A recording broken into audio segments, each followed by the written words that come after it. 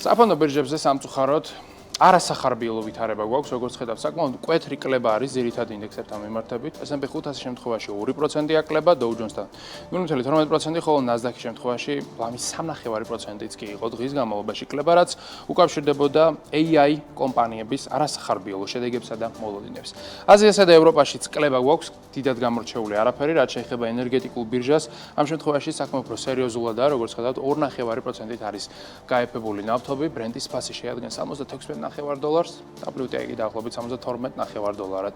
ივაჭრება ასევე არის შემცირებული რუსული ნავთობის ფასიც, ხოლო ბუნებრივ აირთან მიმართებით გვაქვს 4%-იანი კორექცია. აგრეთვე დღის განმავლობაში კლება არის ოქროსთანაც, 1%-ზე მეტით არის ის გაეფებული და უნცია მეტალის ფასი 2732 დოლარის ფარგლებში მერყეობს. აქვე კრიპტოინდუსტრიასაც უნდა გადავალოთ თვალი, რომელსაც ასევე კლება აქვს თითქმის 6%-იანი, ხოლო ბაზრის საერთო შეფასება 3.580 მილიარდი დოლარის ფარგლებშია. ამ ყველაფრის ფონზე ბიტკოინის ფასი როგორც ხედავთ 99500 დოლარამდე დაეცა, ეთერეუმი კი ისევ და ისევ 3000 დოლარის ფარგლებში მერყეობს.